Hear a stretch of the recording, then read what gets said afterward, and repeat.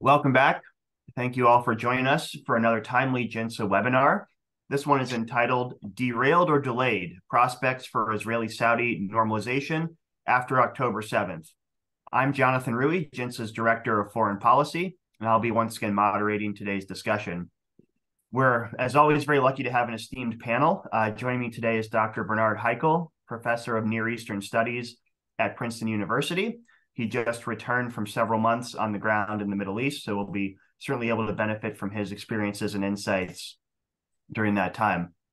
Among Professor Heikel's many books is 2015's Saudi Arabia in Transition, which is published by Cambridge University Press. Also joining me is John Hanna, the Randy and Charles Wax Senior Fellow here at JINSA's Gemunder Center for Defense and Strategy.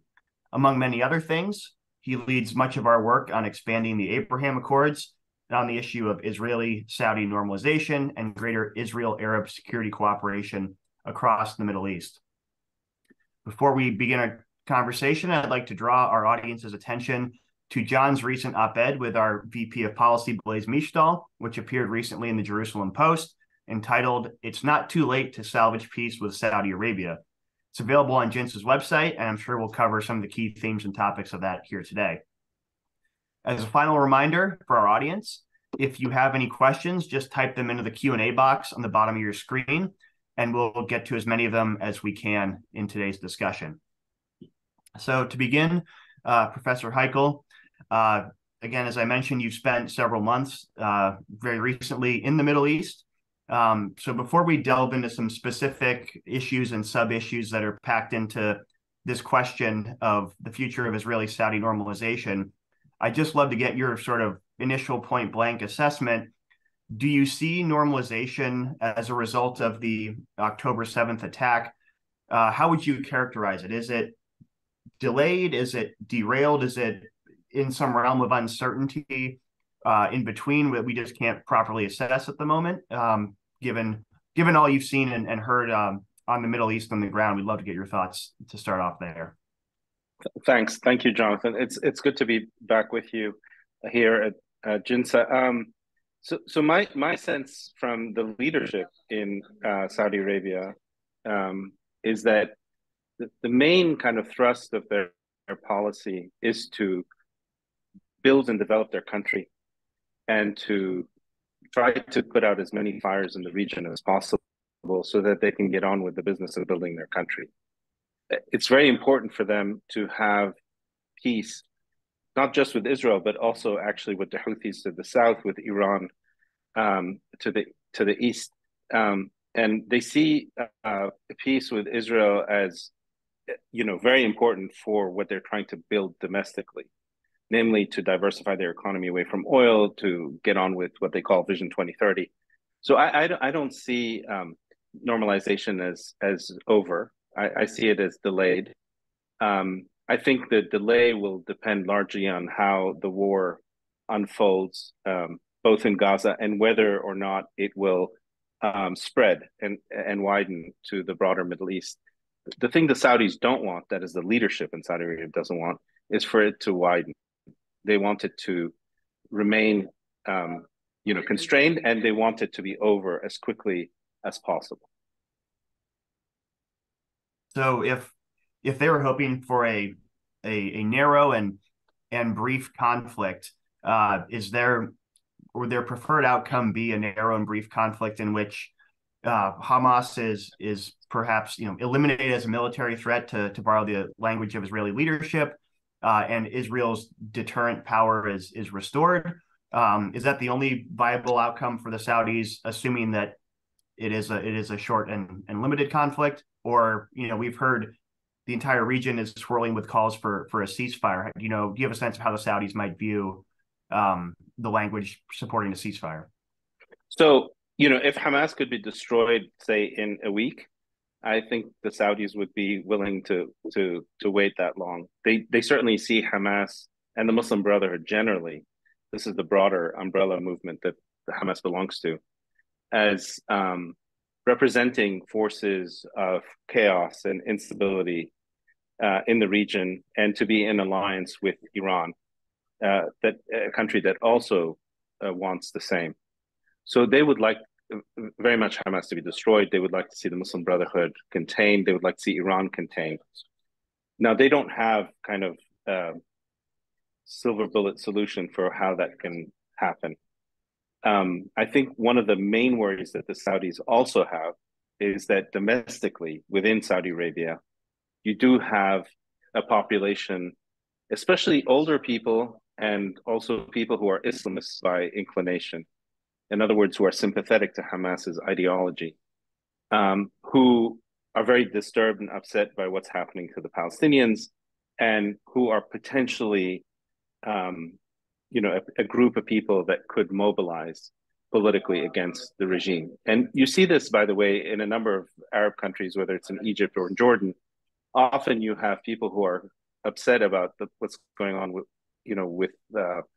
Palestinians, with Palestinian civilians, or Hamas, and who often will turn that mobilizing power or momentum against their own regimes. And so that there's a worry about that. I just want to sort of follow that thread a little bit more before I start asking John questions, because so John and I were on a JINSA delegation to the kingdom last year, and one of the recurring themes we heard was, there is a potential transformation underway in Saudi Arabia, socially, culturally, not just economically and diplomatically, but this, as we heard, this takes time to shift attitudes. Multiple generations have been taught that Israel is evil, and that it takes more than just turning on a dime to change people's attitudes about that. And you talk about, especially the older generations that, that may be pulling in one direction versus perhaps the other direction that the leadership might want to see.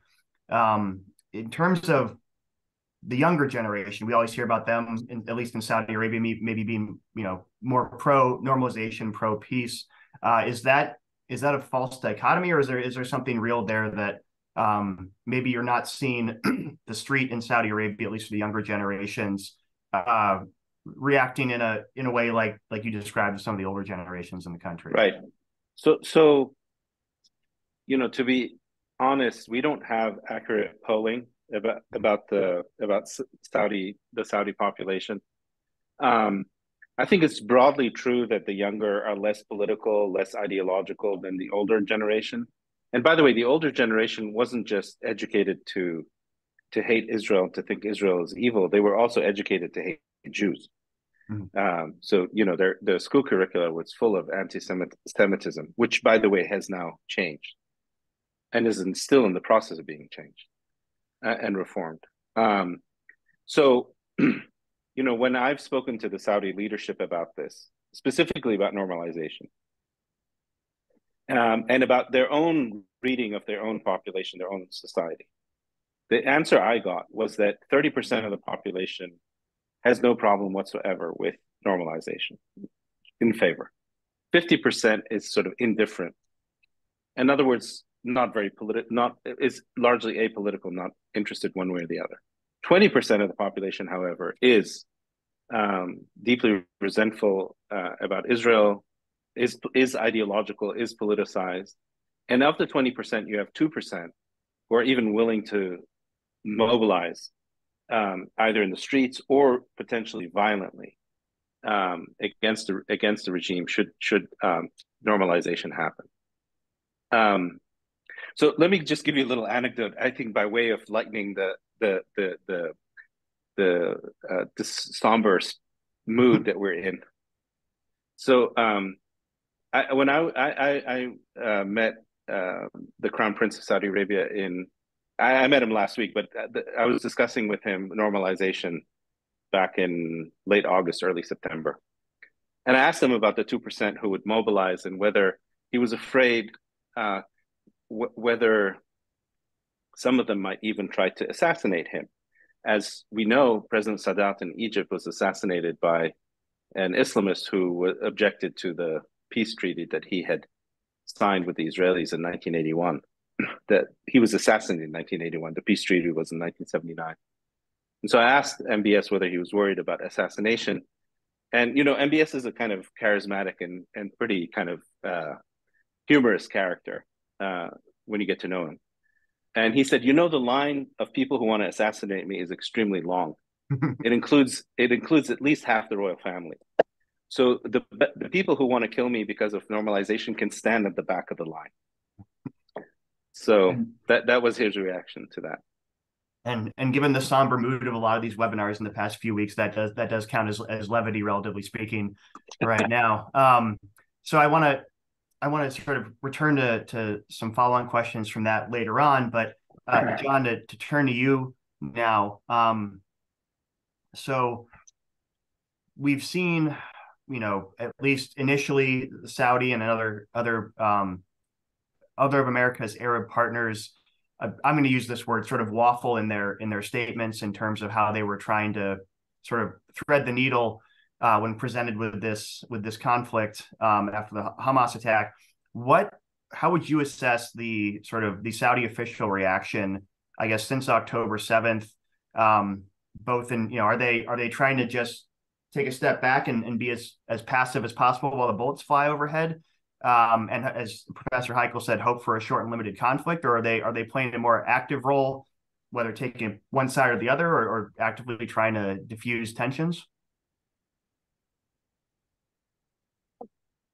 What I've been struck by, Jonathan, is I think certainly the MBS and the leadership was probably as shocked by what happened on 10/7 as the Israelis themselves were. I think for a lot of people in the Middle East and people who watched the Middle East, the ground moved underneath our feet that day. And I think that was certainly true of the Saudis. I think they believed they were on a path that Bernie described of de-escalating everywhere, of setting the country up for this dramatic transformation internally for that to be hugely successful economically, socially, culturally, geopolitically. And then as part of that, they were clearly on a path in which it looked like they had made a determination that some form of alignment with Israeli power and economic dynamism backed up by American security guarantees and a dramatic qualitative improvement in the state of the U.S.-Saudi strategic relationship, that was the path to a better and more certain and safer and secure Saudi future. And all of a sudden, they woke up on 10/7 and vaulted Israeli deterrence and power had been laid low by this genocidal terrorist group up to its eyeballs in support and training and backing from the Islamic Republic of Iran. And suddenly it's the Iranians who look ascendant, and the Iranians who are able to reach out through their various regional proxies and inflict even massive pain on their most powerful regional rival and others who could defy it. So I think it had to have shaken them to the core like it did a lot of other people. And my sense is they've been running for cover.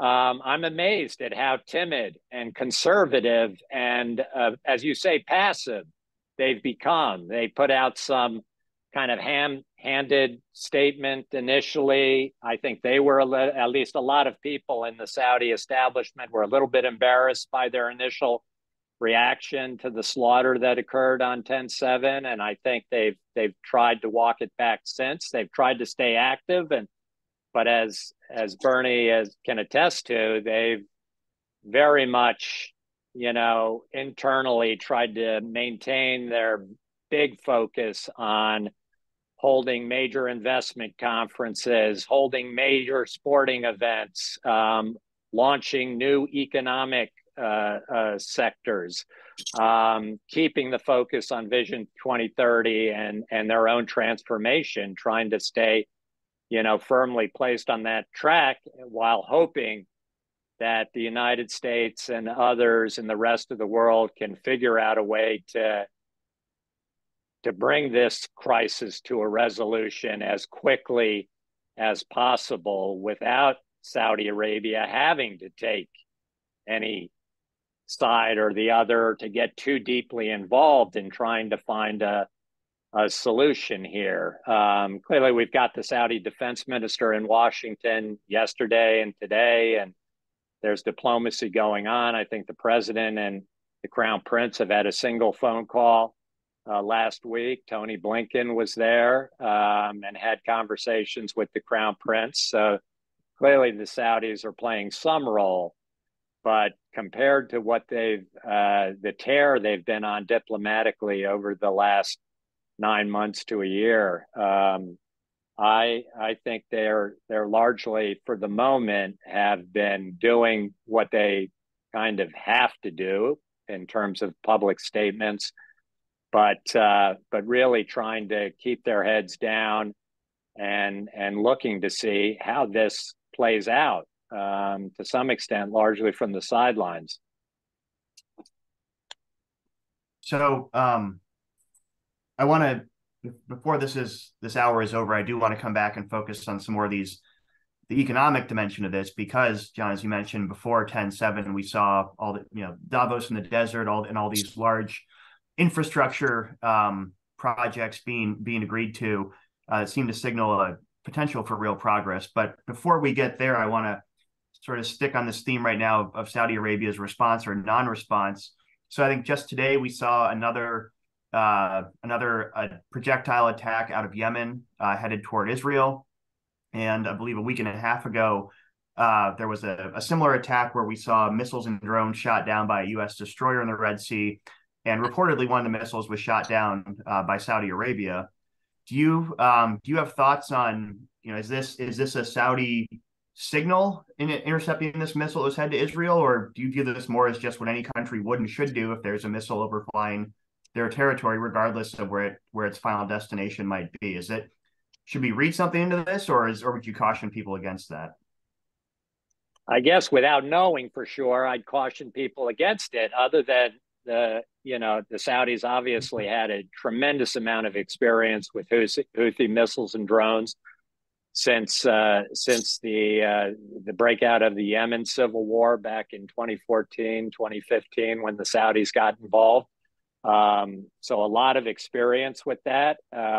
There's been a lot of work together with CENTCOM and other people, other countries in and around Saudi Arabia, including the Israelis, on the question of integrating air and missile defenses better forms of communication and lines of communication about threats that are out there. So I kind of feel that process over the course of the last couple of years that CENTCOM has been engaged in together with the Saudis and with others to try and improve our ability in this arena, that this might have been a product of that, but I would hesitate to believe it was a purposeful Saudi message to send to the Iranians or Houthis or others that we're in the business of actually defending Israel as well. So to keep on the Yemen theme for a minute, Professor Heichel, you mentioned at your outset that the Saudi interest is in a short and certainly limited war, and for a while now the Saudi Yemen front had been relatively quiet during the ceasefire. From I guess in terms of the view from Riyadh, if Yemen is now being activated as a front against Israel / the United States in this Israel-Hamas conflict, do you believe the Saudi approach will be to try to do whatever's necessary to maintain calm, or at least stand aside if Yemen is activated as a front against Israel and the potential with it to bring a wider and longer war? So, I mean, there is a news report that the Houthis attacked a Saudi group of troops on the border, and a number of Saudis were killed. I don't think the Houthis make a distinction really between Saudi Arabia and Israel, frankly, when it comes to when they fire their missiles, it's not obvious that it's going to hit Israel versus hitting Saudi Arabia. And the Saudis are extremely vulnerable to not just the Houthis on the border, but also to Iran. If your audience should remember that on September 14th, 2019, the Iranians attacked the oil facilities in Saudi Arabia, and they really, made a display of what they can do through very precise targeting of these facilities, and in such a way as to not damage the facilities too much. But the message was very clear to the Saudis that they could destroy their oil facilities should they choose to do so by swarming them with ballistic cruise missiles as well as drones, and they can attack the desalination plants on the Persian Gulf. And the Saudis don't have, despite all the anti-missile technology that they've and weapon systems that they bought, they don't have enough to defend these facilities, making them extremely vulnerable to an Iranian attack. And I think that's the principal reason why they don't want to see a widening of this war, because they don't want the Houthis or the Iranians, plus the Iranians have also militias in Iraq, to join the fight and to target Saudi Arabia. And by the way, as a response to the downing of one of the Houthi missiles by the Saudis, the Saudi embassy in Beirut was attacked that same evening by Hezbollah's people. And the Saudis had to evacuate Beirut, their embassy. So I think in the minds of the quote unquote axis of resistance, that is Iran and its proxies, the Saudis are in bed with the Americans and the Israelis, and I don't think they'll make a distinction. The last point I would make is that the massive display of firepower that the Americans have made as a result of the October 7th events, the aircraft carriers, the strike groups, the airplanes, troops, that deployment is something that the Saudis have noticed, that the Americans have done for Israel. And they will also want the same, right? So when they talk about a future security agreement with the United States, this is the sort of thing they want. It's exactly what the Israelis got. So I'm glad you brought that up because you mentioned the 2019 Abqaiq attack, and JINSA has been fairly verbal in noting how a lot that led a lot of the region to call into question whether things like the Carter Doctrine still obtain, given that the attack was met with sort of resounding silence from the United States. And so certainly, I think now the region, not just Saudi Arabia, is clearly looking to the signals the United States is going to send to support Israel and also potentially push back against this larger Iranian threat. So just to follow up, from Riyadh, they'll certainly want or expect similar protection for taking the risks for peace and normalization. Based on what you've seen thus far, especially from the Biden administration, their support for Israel, also moving all this firepower into the region, do you get the sense is it possible to tell the Saudi reaction to that? Is that sort of the reassurances they're looking for in terms of what a superpower should do, or are they sort of still waiting to see what plays out? Yeah, no, well, my sense, frankly, is that not just the Saudis, but the entire region was very surprised by the rapidity and the speed, the kind of overwhelming response of the United States. I don't think Iran was expecting this kind of response from the Biden administration. In fact, Iran, I think, felt that the Biden administration was weak and would probably not, deploy the deterrence force that it has deployed. Frankly, I was surprised as well by that. So I think, Israelis, Saudis, the UAE, and other American allies will take heart from this. And the fact also that the Biden administration has responded to the attacks on U.S. troops who were attacked in Syria by attacking IRGC camps and bases.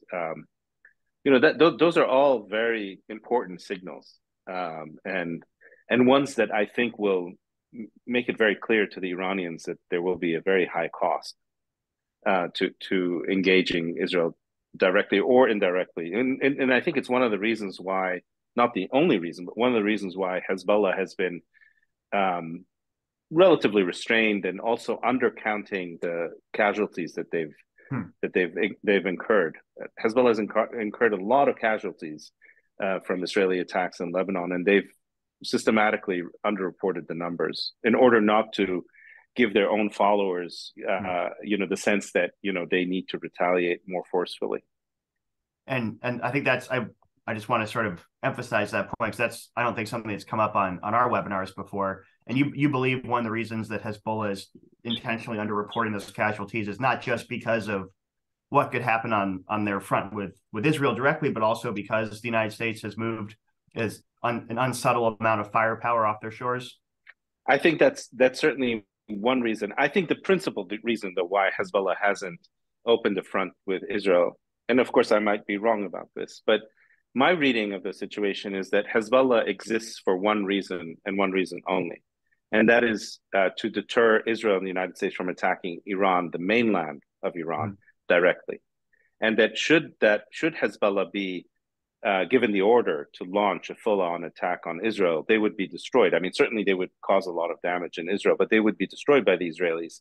And in so doing, the Iranians would lose their one deterrence insurance policy, if you like, from an attack on the Iranian mainland. So as long as the Iranian mainland is not attacked, I don't believe Iran will give the order to Hezbollah to launch an all-out attack. And Hezbollah is not a Lebanese political party, as is often touted. It is a force that exists within the IRGC, within the Iran Revolutionary Guard Corps, and it exists solely for the defense of Iran.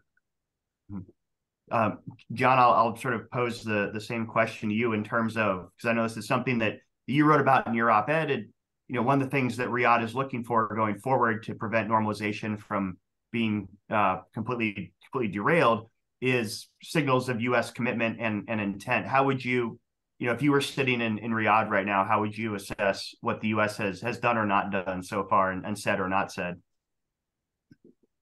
Well, I mean, it is very interesting to hear Bernie's view of how impressed people are with the speed of the Biden administration's response in support of Israel, which I agree was impressive, and I think it probably did take some people by surprise of how quickly the president got in behind Israel. I can remember, just to say how important this is, I think, for an audience like the Saudi leadership, when we were there talking to them about an Iranian nuclear program, and we raised the prospect of an Israeli attack to try and destroy that program.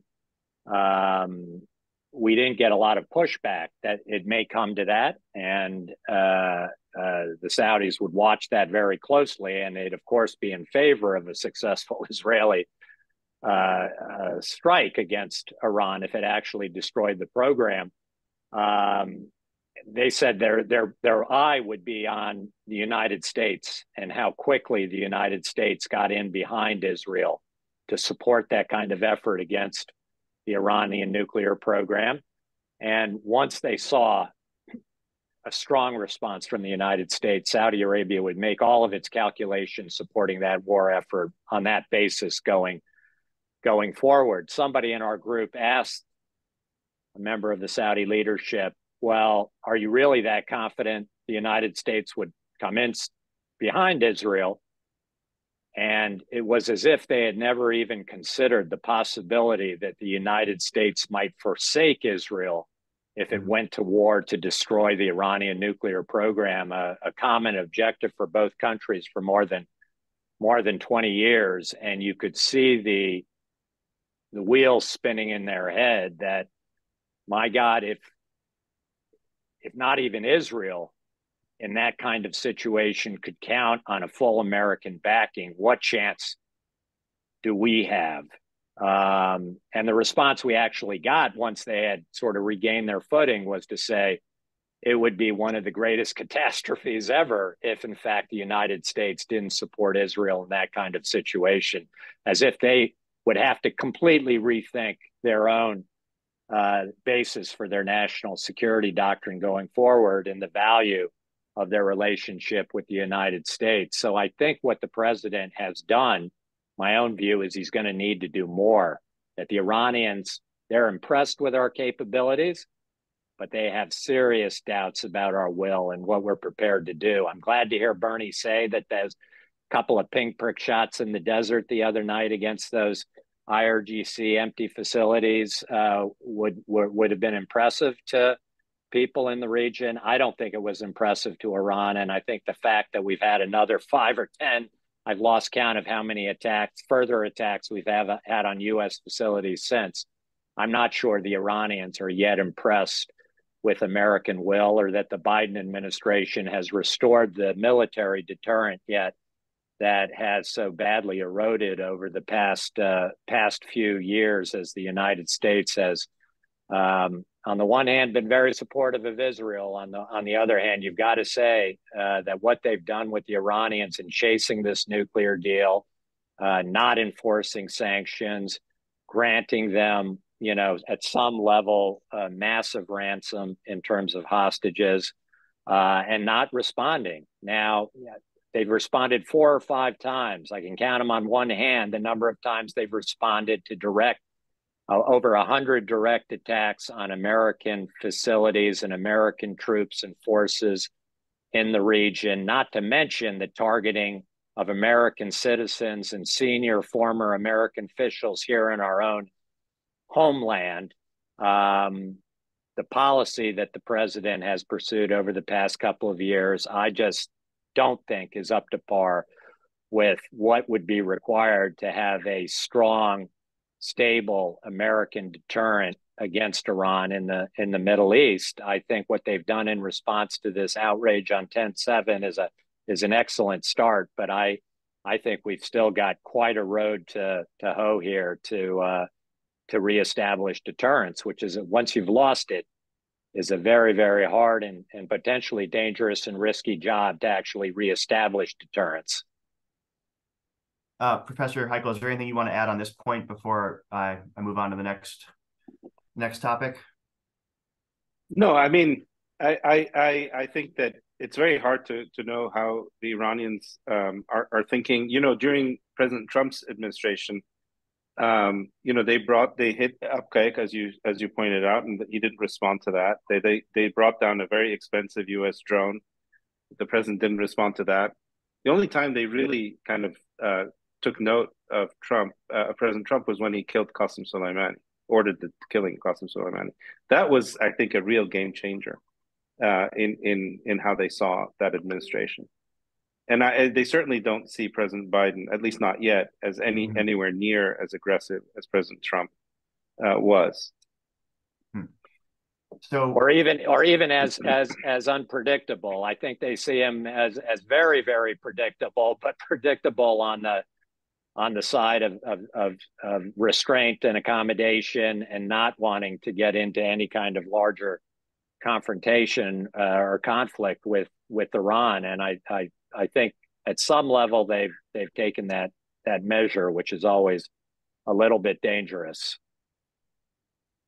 So this question of U.S. leadership in the region, or perceived cracks in it, and commitment to its partners in the region, and that's not in a vacuum. There's also the question of the role of China and Russia in the region, and obviously before 10/7 we saw a lot of Saudi deal making with China, both diplomatically and economically. And we talk about how in crises they can be clarifying. You can sort of figure out who your friends are.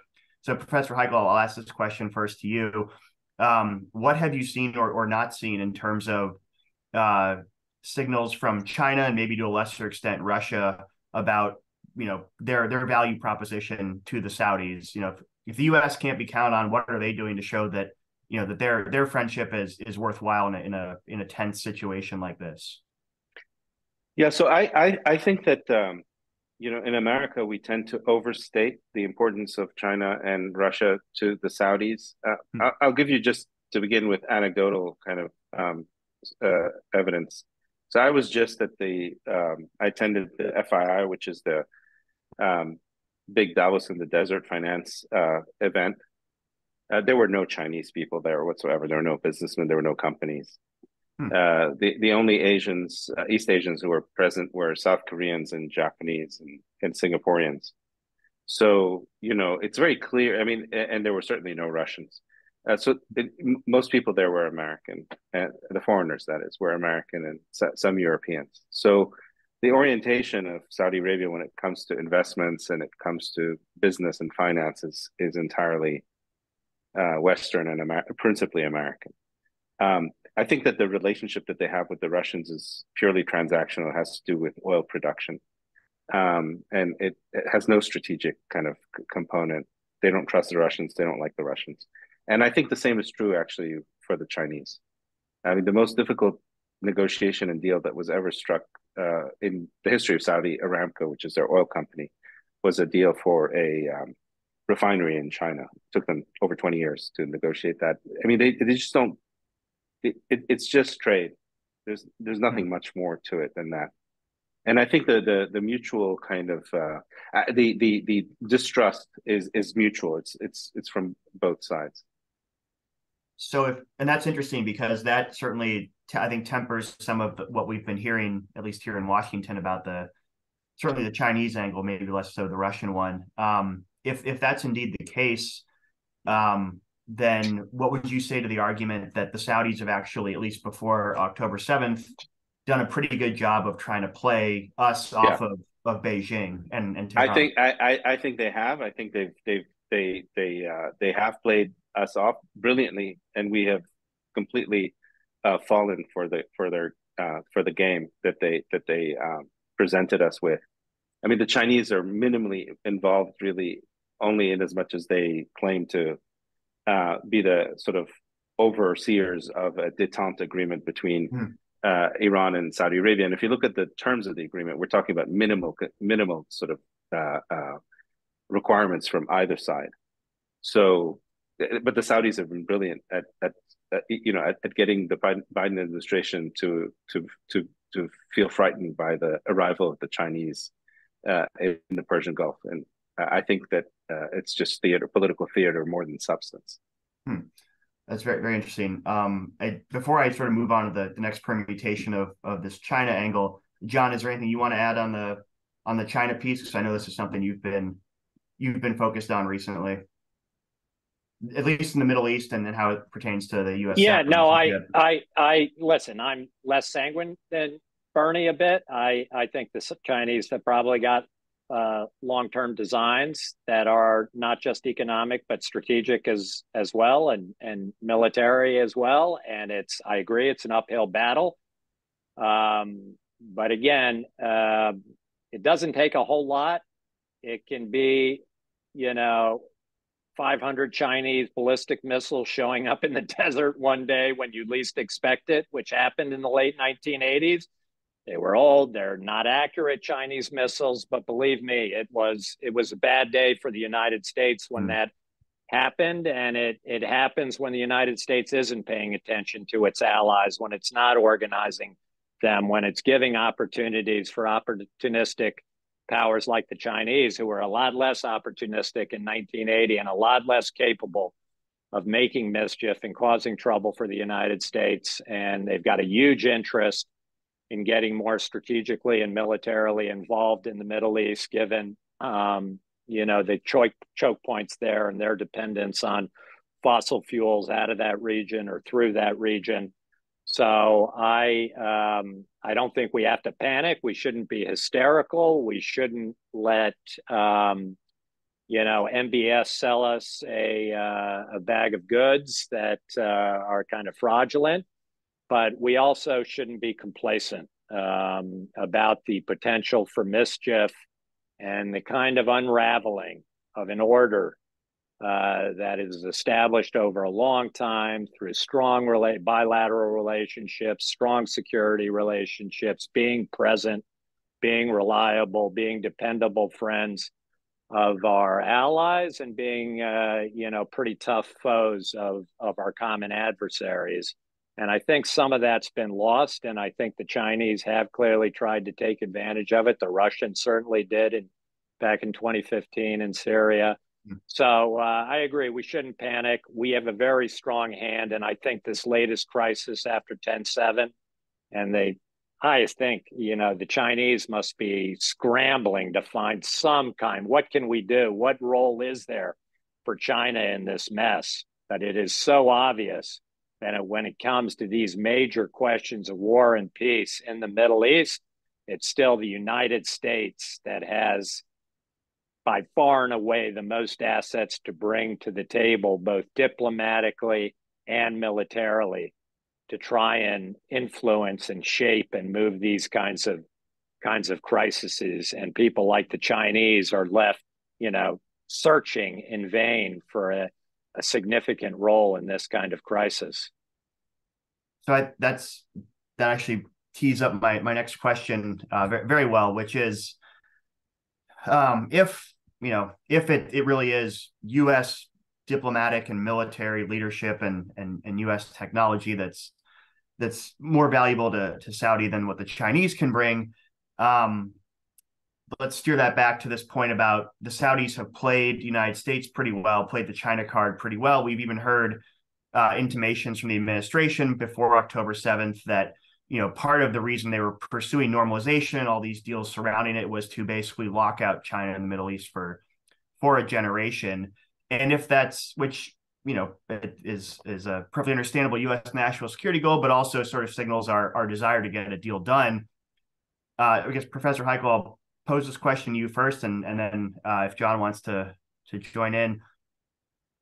Before October 7th, we heard that the Saudi price for normalization was some combination of better arms sales, something like a mutual defense pact with the United States, something like a U.S.-built nuclear program, perhaps even with domestic enrichment, and then maybe concessions by the Israelis to the Palestinians. Do you think if normalization does get back on track, that the Saudis would demand a higher price in the future? And if so, how might you see that going? Right. So there were two other elements to the Saudi demands. One was just a symbolic announcement by the United States that Saudi Arabia is a strategic ally of the United States, and the last was a free trade agreement. They also wanted that. On the question of Palestine, they were not very demanding, frankly, before the events of October, of 7th of October. Now I suspect they will want more. They will ask for more because they have internalized, I think, a lesson from these events, which is that as long as the question of Palestine, which is whether or not there's a viable Palestinian state, as long as that is not resolved, you will have spoilers in the region, principally Iran, but not only. Islamists, people who basically want chaos, want to sow chaos, want instability, want destruction, and not sort of development, stability, and progress. Those spoilers will always be able to take advantage of the Palestinian issue to make life difficult, not just for Israel, but for the rest of the countries in the region, and especially countries in the Gulf. So they will want that issue to somehow be addressed, and addressed effectively, so that spoilers won't again have, be able to take advantage. What form the demands will take are still not clear to me, but I think they will ask for something more substantive on the question of a viable Palestinian state. And John, on this broader package of Saudi demands, it seemed, even just right up until October 7th, that previously unthinkable ideas, perhaps like a U.S. Saudi mutual defense pact, and maybe even a U.S. blessed Saudi enrichment program, were on the table in ways that maybe would have seemed unimaginable even months before that. Do you see the Saudis envision them trying to raise their price for a deal if normalization does ever get back on track? I guess I would agree with Bernie that I can see them making a play on the Palestinian issue, particularly if we decide that we're going to come to them hand in hand, or the Israelis are, or somebody is, to fund a massive reconstruction of Gaza, or to even get them somehow, together with a coalition of other Arab countries, more deeply engaged in actually running Gaza after any kind of Israeli military operation. The price of their even considering that is going to be very, very, very high. Listen, at the end of the day, when we were in Saudi Arabia, part of the reason why they wanted to set this Palestinian issue aside and not let it continue to hold hostage their ability to engage with the most powerful military and the most economically dynamic country in the Middle East was because they knew deep down in their souls they do not have an answer to this question. They do not have a Palestinian leadership in any way, shape, or form that is capable of doing the minimal required to actually begin developing a viable, sustainable Palestinian state that will not pose a threat to its neighbors in almost every direction.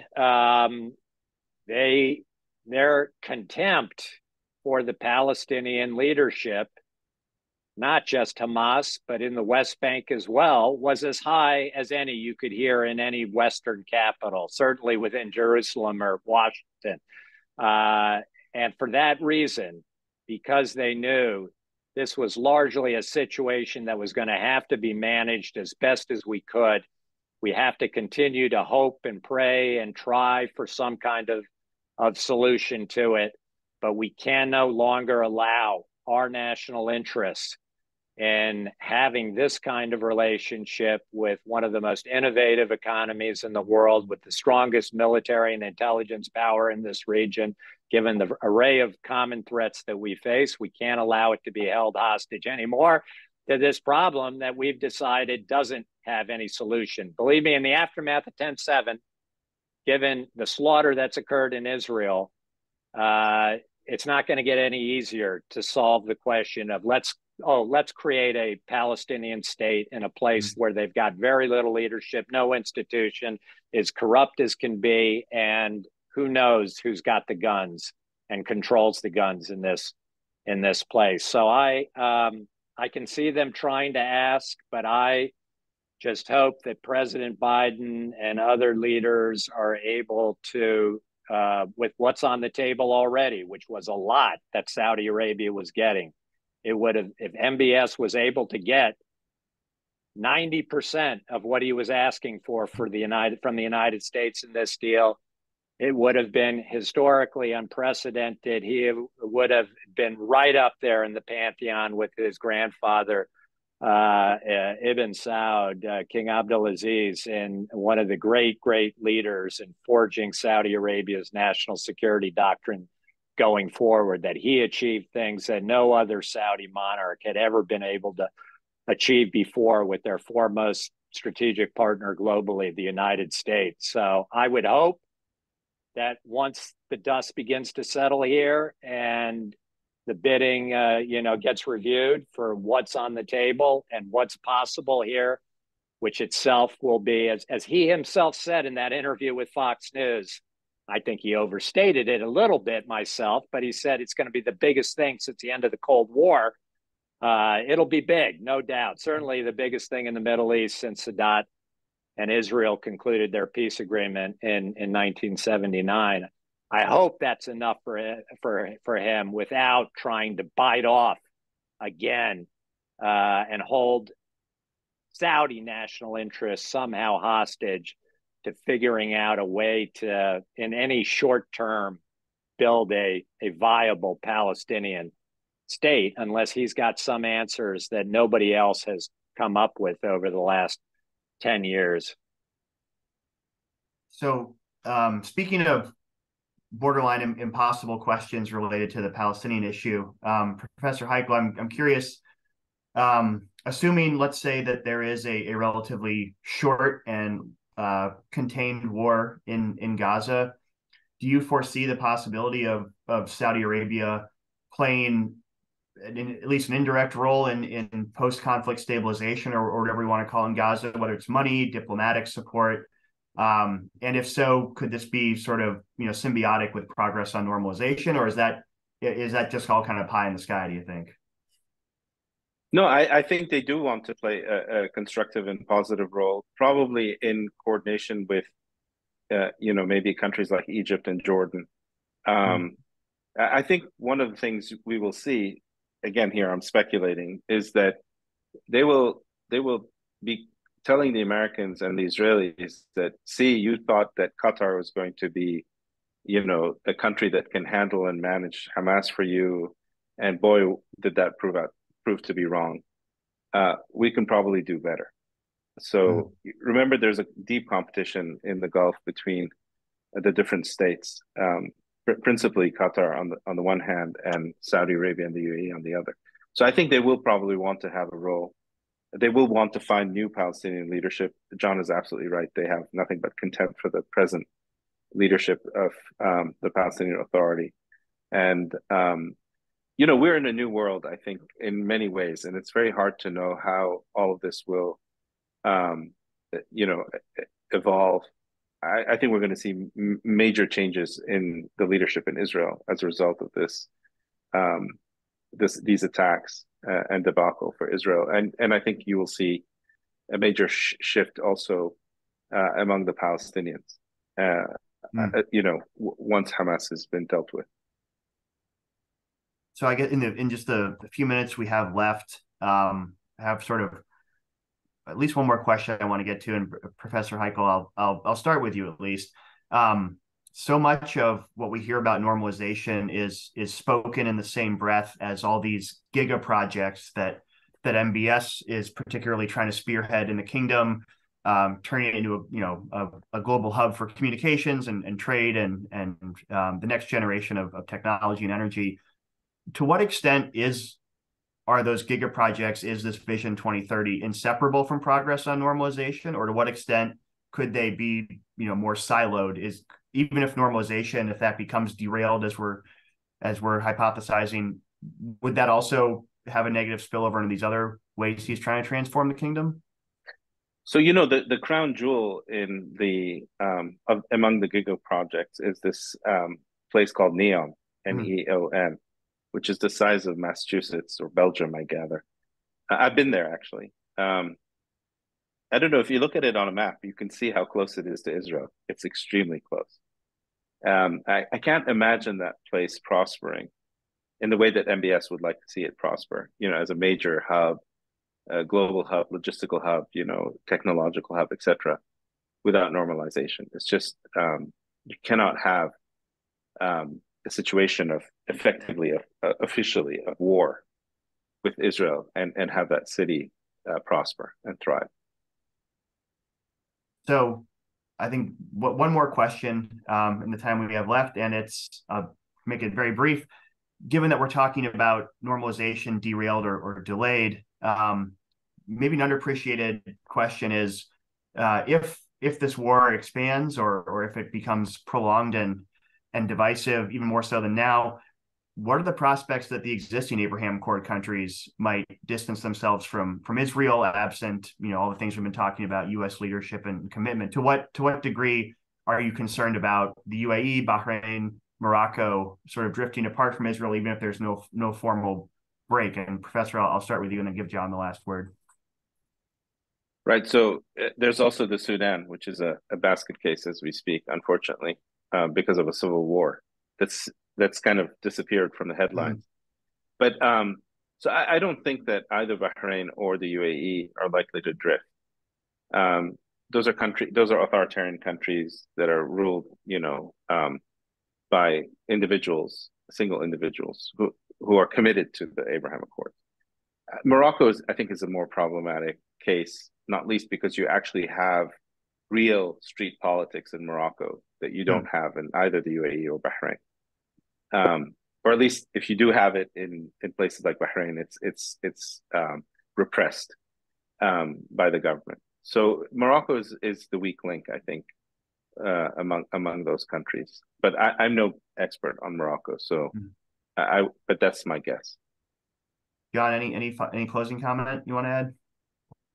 Yeah, oh, well, the closing comment on that is just that, you continue to be impressed, whether it was the war in 21 or even the worst slaughter and conflict that's happened since 10/7, how those countries are able to sustain and continue along with the Abraham Accords. Now, lots of bad things can happen, but I'm encouraged so far by their how they've stuck to these agreements, and they've continued in some fits and starts, but continued to advance significantly, particularly with regard to the UAE. The only other closing remarks I'd have, Jonathan, is I can remember back in 2006 during the Lebanon War. The Saudis, again, I mean, there was plenty of talk about ceasefires and a lot of nervousness about what was happening on the Arab street and the destruction that was being wrought during the month-long conflict in Lebanon against innocent Lebanese civilians. But believe me, the messaging behind the scenes from the very top of the Saudi leadership was Israel needs to do this and do it as quickly as possible and as completely as possible. Go and crush Hezbollah. Get the job done. And their biggest disappointment is when that obviously failed, and their worst nightmare was for Nasrallah to become the hero of the Middle East, even if only for a short period of time after that, and really put the wind into the sails of the Iranian axis. I am almost certain that is the case now. They are laying low. They are issuing the perfunctory statements and demands for a ceasefire. But the worst possible thing for Saudi Arabia is for Hamas and Iran to be able to emerge from this conflict, being able to claim any kind of significant victory, which they'll do no matter what. But if it's plausible, in a way it was immediately plausible in 2006, I think that's their greatest nightmare. And they would like to see Israel be able to finish this, to contain it, to get it done with as little damage to innocent Palestinians as possible, but with as much damage done to Hamas and the Iranian camp as possible. And it's just important to remember that, even as you see some of the more passive or waffling signs in public. Well, on that note, we're exactly at 4:00. I'd like to thank Professor Heichel and John, as always, for their time and thoughts today. And thank you all in the audience for joining us for another JINSA webinar. Stay tuned for the ongoing series of webinars we'll have this week and ongoing, including regular updates from events in Israel. Thank you all. Thanks, Jonathan. Thank you.